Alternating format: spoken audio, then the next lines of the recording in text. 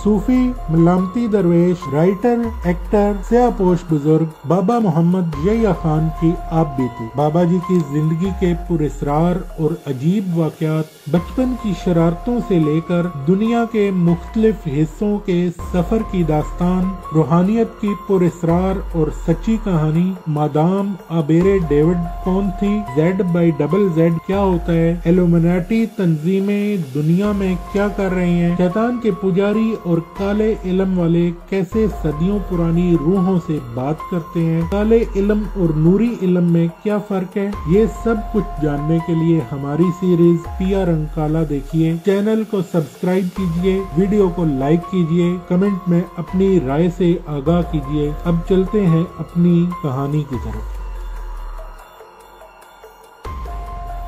और मुझे ये भी अंदाज़ा हो चुका था कि हमें यहाँ रोकना, अलहदा कमरे में ठहराना, ऐसी खुसूसी आवभगत और खातरदारी और इस वक्त मुझसे अलहदगी में मिलना, यकीनन ये सब कुछ खाली इल्लत नहीं थे। वो मेरे सामने सर झुकाकर हाथ जोड़ते हुए बोले, महाराज आपकी आज्ञा हो तो मैं आपके चरण छूना चाहता हूँ। मुझे विश्वास है कि आप मुझे निराश नहीं करेंगे। इससे पहले कि मैं उसे कोई जवाब देता, मुखिया जी मेरे पाँव को छू चुके थे। महाराज मुझे आपका एक मुद्दत से इंतज़ार था। मेरे धन भाग के आप यहाँ पधारे। मैं वेदांती हूँ, अल्लाह को एक मानता हूँ, मांस नहीं खाता, ब्याज नहीं लेता देता, बुतों की पूजा नहीं करता, रब के दुखी बंदों की खिदमत सेवा करता हूँ। 101 बंदे का लंगर भोजन मौला अली रज़ी अल्लाह ताला अन्हो के नाम का हर रोज़ यहाँ बनता है। आपके काले कपड़े और मुख देखकर ही मुझे विश्वास हो गया था कि आप ही वो मौला अली के मलंग हैं जिनका मुझे इंतज़ार था। मैं हैरान परेशान सा उसकी ये मिमियाई हुई बातें सुन रहा था और आंखें फाड़ फाड़ चांदी के पतरे से बने हुए खुद या इस पुरस्रार से निकाब को देख रहा था जो उसके पूरे चेहरे को ढांपे हुए था। मुंह के आगे जाली के सुराख से उसकी आवाज़ इस तरह खारिज होती थी जैसे वो गोश्त पोस्ट का इंसान ना हो, कोई रोबोट या किसी साइंसदान का बनाया हुआ ऐसा इंसान हो जिसका सारा दड़ इंसानी और सिर्फ सर मशीनी हो। मैं उसे देखने और जानने में ऐसा महव था कि उसके आखिरी 1-2 जुमले में सुन ही ना सका। वो हाथ जोड़े हुए कह रहा था, महाराज आप मेरी विनती सुन रहे हैं ना। मैंने हड़बूंगी में यूं ही इस बात में सर हिला दिया, फिर यूं ही कह दिया, मैं आपको मुखिया जी कहूँ, वेद जी या आचार्य जी कहकर मुखातिब करूँ। उन्होंने मेरे घुटने छूते हुए कहा, आप मुझे अपना सेवक और बालका कहकर पुकारें। मैंने बड़े आराम से उनके हाथ हटाते हुए कहा, महाराज आप ऐसी बातें करके मुझे शर्मिंदा कर रहे हैं। मैं तो खुद आपके बालकों जैसा हूँ। इतनी दूर से आपका नाम और आश्रम का बान भाव सुनकर अपनी बीमारी और लाचारी की दवा और मान लेने के लिए आया हूँ। आप जान ही गए होंगे कि मुझे मुतद्दी बुखारों और काले यरकान ने बेहाल कर रखा है। देसी अंग्रेज़ी सारे इलाज मालजे आजमा चुका हूँ। बंगाल की सियाहत के लिए आया था, अब 6-7 माह से यहीं फंसा बैठा हूँ। कृपा करके मेरे दुख का कोई उपाय करें ताकि मैं यहाँ से वापस अपने घर जा सकूँ। मुझे यहाँ की आबो हवा मुवाफिक नहीं है। मुखिया जी बड़े अजीब अंदाज में हल्का सा हंसे, जैसे हल्कूम ज़ुबान होंठों या सूती लहरों पे उनका मुकम्मल कंट्रोल ना हो, नुतकी सिस्टम कहीं डिस्टर्ब हो गया हो। फिर बोले, खान साहब आप जब यहाँ पधारे थे उस वक्त आपकी हालत क्या थी और इस वक्त आप कैसा महसूस करते हैं, ये आप खुद बेहतर बता सकते हैं। आपका इलाज हो चुका, अब आप बुखारों और पीलिए से छुटकारा हासिल कर चुके हैं। आइंदा कभी जीवन में आपको बुखार और पीलिया नहीं होगा। मैं हक्का बक्का सा उसका ये इंकशाफ सुन रहा था। कदरे हकला कर पूछने लगा, आपने मुझसे मेरा मर्ज पूछा, ना ही कोई दवा दी, फिर ये मेरी बीमारी खुद ब खुद कैसे दूर हो गई। मुखिया जी ने खूब जवाब दिया, मैंने आपका मर्ज आपके परतू से जान लिया था और दवा तो 2 वक्त के जल भोजन में ही आपको खिला दी गई है। हाँ, एक और बात आपने महसूस की होगी कि आपको पर्दे के सामने काफ़ी देर तक रुकना पड़ा। मुख्तलिफ अंग भाव बदल बदल कर आप कुछ समय के लिए परेशान भी हुए। दरअसल मैं मज़ा ले रहा था। आपके शरीर के परतू छाया ने ऐसे ऐसे भेद भाव खोले कि मेरी तो बुद्धि ही मारी गई। छाया और छल वेदक को भी जैसे पसीना आ गया। महाराज, आपकी सरल काया बड़ी महानतु और उत्तम वेद विचार है। सेवक शीश नवाकर ये विनती करता है कि मेरी ये संकट जो मेरे लिए जीवन रोग बन गई है, इससे मेरे प्राण छुड़ाएं। मैं आंखें पटपटाकर मुखिया जी की ये ना समझ आने वाली भाषा और उनके विचार सुन रहा था। समझ में नहीं आ रहा था कि मैं उन्हें क्या जवाब दूं। किस तरह से उन्हें कहूं कि महाराज, आप मेरी जान छोड़ें। मैं तो यहाँ अपनी कहानी लेकर आया था, आपने अपना नावल सुनाना शुरू कर दिया है। बात का मौका मिलते ही मैंने मिमियाने के से अंदाज में अर्ज की, मुखिया जी, आपने जो कुछ भी मेरे बारे में अपनी विद्या वेदक से समझा जाना है, वो कुछ गैर मोहतात सा अंदाज़ा भी हो सकता है। हम मुसलमान दरअसल उल्टे सीधे चमत्कारों पे ज़रा कम यकीन करते हैं, और जैसा कि आप मेरे बारे में गुमान किए हुए हैं, अगर मैं वाक़तन ऐसा ही होता तो मुझे अपनी इस मामूली सी बीमारी के हाथों ऐसा परेशान होने की ज़रूरत ना होती, और ना मैं इतनी दूर आपके चरणों तक आने का कष्ट उठाता। वहीं बैठा बैठा अपना कोई उपाय लड़ाकर शांत हो जाता। चांदी के बंद पिंजरे के अंदर बंद पंछी के चेहरे पे कैसे तासरात थे, या आंखों में कैसी कैसी बेचारगियाँ उमड़ी या डूबी थीं, मैं तो कुछ अंदाज़ा ना कर सका। अलबत्ता उसके लहजे की कसमसाहट से मैंने महसूस किया जैसे वो मेरी इस बोधी और हल्की दलील से जुज़-बुज़ सा होकर रह गया है। बड़ी आहिस्तगी मगर मजबूत से लहजे में कहने लगा, मुझे इल्म है कि एक अच्छा मुसलमान छल कपट, अन्याय और झूठ मकर से दूर रहता है, और आप मुझसे इत्तेफाक करेंगे कि आप सुरलोक संत का शरीर धारण है, सरल आत्मा ज्ञानी है, बड़े बड़े महारशियों और धर्मात्माओं के आप बालक हैं। काले सर्प आपके सेवक और पवित्र आत्माएं आपकी सहाय में रहती हैं। मैंने दरमियानी से बात काटते हुए कहा, मुखिया जी, आपकी बड़ी कृपा होगी अगर आप मेरे बारे में ऐसे शब्द इस्तेमाल न करें जो ना तो मेरी ज़ात से लगा रखते हैं और ना ही मुझे शोभा देते हैं। आपकी बड़ी दया होगी अगर आप मुझे ये बता दें कि मैं आपके किस कारण का हूँ। वैसे मुझे यकीन है कि आपको मेरे मतलब कोई सख्त किस्म की गलतफहमी हुई है। उन्होंने बड़ी आजिज़ी से कहा, खान साहब, मुझे आपके बारे में कोई गलतफहमी नहीं हुई। मैंने जो कुछ भी कहा है आप कह दें कि वो गलत है, और अगर ये सब कुछ दुरुस्त है तो मेरा अंत मंत आपके चरणों में है। आप मुझे उस देवी के श्राप से निकाल दें जिसने 15 बरस से मेरे जीवन को नर्क बना रखा है। मैं जिंदों में हूँ न मुर्दों में, सुबह शाम नर्क की अग्नि में भस्म हो रहा हूँ। अपने पाप अपराध के प्रायश्चित के लिए मुझे कोई रास्ता सुझाई ना देता। मैंने पहले भी बताया कि मैं वेदांती हूँ, एक पालनहार पे विश्वास रखने वाला। कलकत्ता में पीर साईं शमशान बाबा रहमतुल्लाह अलैह के हाजिरी देने वाला, ख्वाजा गरीब नवाज रहमतुल्लाह अलैह के चरणों को चूमने वाला, सुल्तानुल हिंद सरकार कुतुब रहमतुल्लाह अलैह, कलीर शरीफ, दाता हजवेरी रहमतुल्लाह अलैह, अजूदन शरीफ, सहवन शरीफ में हर जा हर दर का कुत्ता हूँ। ला इलाहा इल्लल्लाह मुहम्मद रसूलुल्लाह सल्लल्लाहु अलैहि वसल्लम। मैं मदीने वाली सरकार का गुलाम मौला अली का मुलंग हूँ। आप मुझसे लाहौरी पंजाबी में बात करें, बंगाली भाषा बोलें, तेलुगु, मलयालम, हिंदी, पूर्वी, संस्कृत, मद्रासी, अंग्रेज़ी, अरबी और फ़ारसी किसी भी भाषा में बात करें।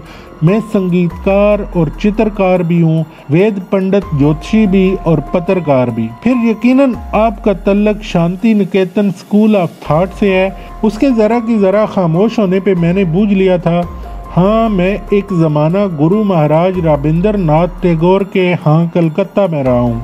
मेरे स्वर्गवासी पिताजी आचार्य किशोर लाल अग्रवाल का सर संबंध भी शांति निकेतन से था। लाहौर मोरी दरवाज़ा उर्दू बाजार के पास उनका अपना छापाखाना और वेदक की किताबों का बहुत बड़ा कारोबार था। वेदांती होने के कारण वो भी बस नाम के हिंदू थे।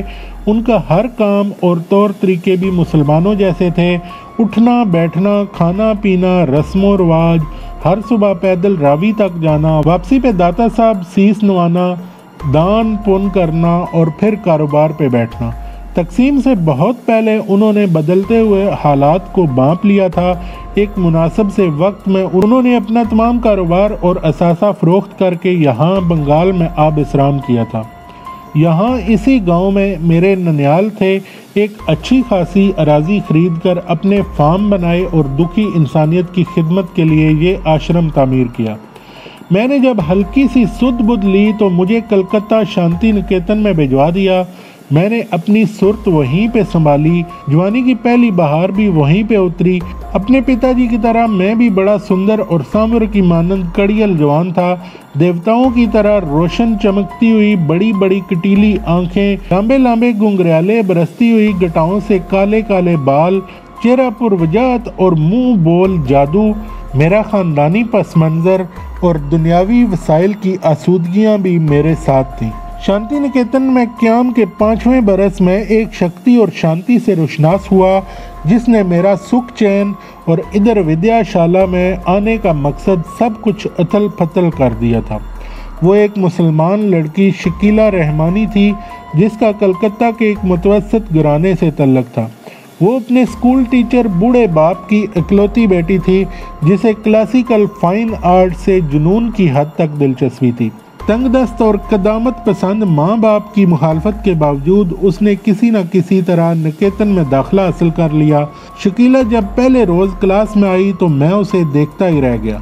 शकीला अपने नाम की तरह शकील और सजल तो थी ही, मगर उसकी सुहाता में नौचंदी की चांदनी की मानंद एक अलहदा सी नम्रता और कोमलता थी।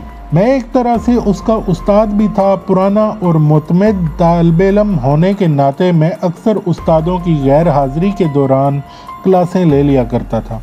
मेरे फारग होने में 2 साल बाकी थे जबकि वो नई नई दाखिल हुई थी। वो पैदाइशी तौर पर ही नाबगा थी। संग तराशी और सिर्फ संग तराशी ही उसका पहला और आखिरी जुनून था जिसमें वो मज़ीद जिला पैदा करने और मुस्तकबिल में इस फ़न को प्रोफेशन बनाने के लिए डिप्लोमा हासिल करने के लिए यहाँ आई थी। शकीला को यहाँ दाखिला भी बड़ी तरजीही बुनियादों पे मिला था। एक तो आर्ट में उसने बड़े शानदार नंबर हासिल कर रखे थे, दूसरे उसने मिट्टी, पत्थर और दाँत से जो कुछ तख्लीक किया हुआ था वो इस काबिल था कि उसके फ़नी जमालियाती और नुदरती पहलुओं पे घंटों बहस की जा सकती थी। तीसरी आम चीज़ उसकी मशहूर कुन और दिल आवेज़ शख्सियत थी। वो खुद भी किसी यूनानी सनम तराश का तख्लीक करदा कोई ऐसा शाहकार थी जिसे तराशने संवारने के बाद असनामगर दीवाने हो जाते हैं या फिर उसी शाहकार से सर पटक पटक कर जान हार जाते हैं। उसके आने से मुझे यूं लगा जैसे यही एक कमी थी। मैंने जो कुछ पढ़ा सीखा था उस पे तकमील की आखिरी मोहर शकीला ही लगाएगी।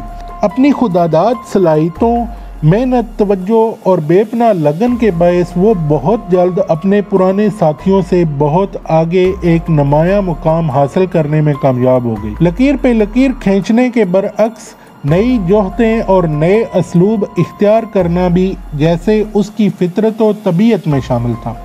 उसने मुजस्मा साजी और अशकाल तराशी में ऐसी ऐसी नई फ़नी इख्तराएँ, तरीके, आसानियाँ और दिलचस्पियाँ दरियाफ़्त की कि इस फ़नो हुनर के बड़े बड़े उस्ताद और माहिर अंगुश्ते बंदिंदा होकर रह गए। इन सारी कामयाबियों कामरानियों में बहुत हद तक मेरा खुलूस, तवज्जो और मेहनत भी शामिल थी। मैं दिन रात एक मुशफ़्फ़क़ उस्ताद और पुरखलूस साथी की तरह उसकी रियाज़तों, मेहनत और मुआवनत में पेश पेश रहता। सच्ची बात तो ये थी कि मैं हर कीमत और हर हालत में उसके करीब रहना चाहता था। मेरी ज़िंदगी का हर मकसद अब उसकी ज़ात पर ही आकर रुक गया था। वो कट्टर मुसलमान, 5 वक्त की नमाज पढ़ने वाली, सर और बदन ढांप कर रखने वाली, महरम नामहरम के दरमियान एक वाज़िया फ़र्क रवा रखने वाली थी, मगर एक मुशफ़्फ़क़ उस्ताद के तौर पर मेरा एहतराम और इज़्ज़त करती। निगाहें झुकाकर हर लिहाज से एक फ़ासला दरमियान में रख कर रवाबत रखने की आदी थी। अलबत्ता मैं उसे किसी और नज़र से महसूस करता था। मेरे अंदर का ये हतमी फ़ैसला था कि चाहे इसके लिए मुझे कुछ भी करना पड़े, मज़हब, माँ बाप, हत्ता कि ज़िंदगी और कुछ भी कुर्बान करना पड़े, मैं दरेग नहीं करूँगा। अगले 1.5 बरसों में शकीला ने इतना काम और नाम कर लिया कि पूरे बंगाल और हिंदुस्तान में उसके नाम का डंका बजने लगा। वो शांति निकेतन में मेरा आखिरी साल था। ठीक 2 माह बाद मैं यहाँ से फारिग हो रहा था। अब मेरे सामने 2 ऑप्शन थे, डिग्रियां लेकर अपने घर वापस चला जाऊं या फिर एक उस्ताद की हैसियत से यहीं रह जाऊं। इन्हीं दिनों गांव से आचार्य जी का संदेश मिला कि पढ़ाई से फारिग होने के फौरन बाद वापस पलटो। वो अब मांदे रहने लगे थे। फिर इन्हें मेरे ब्याह की भी चिंता थी। मुझे खूब मालूम था कि मेरे गांव पहुंचते ही पिताजी ने मुझे लगन मंडप चढ़ा देना है, जबकि मैं शकीला को हर कीमत पे जीवन साथी बनाने का फैसला कर चुका था। इत्तेफाक से इन्हीं दिनों कलकत्ता की नेशनल आर्ट गैलरी ने शकीला के फनपारों पे मुश्तमिल एक सोलो नुमाइश का ऐलान कर दिया। शकीला और मैं चंद दीगर शागिर्दों के साथ बेहद मसरूफ़ थे। वक्त कम और काम ज़्यादा था। खाना पीना आराम सब कुछ भूला हुआ था। मुझे यकीन था कि इस नुमाइश के बाद शकीला फिर मुड़ और रुक कर नहीं देखेगी। उसे वो सब कुछ मिल जाएगा जिसकी उसने कभी तमन्ना की होगी, जबकि मेरी मंजिल का अभी कुछ पता नहीं था कि वो मेरी मंजिल है भी कि नहीं। ये तो एक तरह से एक हाथ की ताली थी जिसे मैं अपने तौर पर बजा रहा था। वो मुझे उस्ताद यानी पिता समान समझती थी और मैं उसे अपनी मोहब्बत का आसमान समझता था। मैं उससे किसी तौर भी अपनी मोहब्बत चाहत का इजहार नहीं कर पाया था। वो इतनी मासूम और पाकीज़ा रूह थी कि उसका सामना होते ही मैं जैसे सब कुछ भूल जाता था। उसकी शख्सियत की मकनातीसियत जैसे मेरे ख्यालात, जज्बात और जुर्रते इजहार को जकड़ लेती, मगर मुझे बहर तौर फौरन कुछ न कुछ फैसला ज़रूर करना था। एक रात हम दोनों देर तक बैठे अपने स्टूडियो में पत्थरों के चेहरे रगड़ रहे थे। पता नहीं मुझे क्या हुआ, अचानक कहने लगा कि श्रीमती शकीला जी, इन पत्थरों के चेहरों में एक बात तो होती है कि ये अपने रंग रूप और रुख नहीं बदलते, हमेशा एक से रहते हैं और मनुष्य का तो कुछ पता ही नहीं चलता कि इसके चेहरे के पीछे या आगे कितने और चेहरे छुपे होते हैं, और ना ही ये मालूम होता है कि इसका खुलूस असली है या उसकी नफ़रत नकली है, और ना ही उसकी खामोशी का ये मतलब निकाला जा सकता है कि ये भीतर से भी शांत है, और ये कि इसका शोर शराबा इसकी शोरीदा सरी है।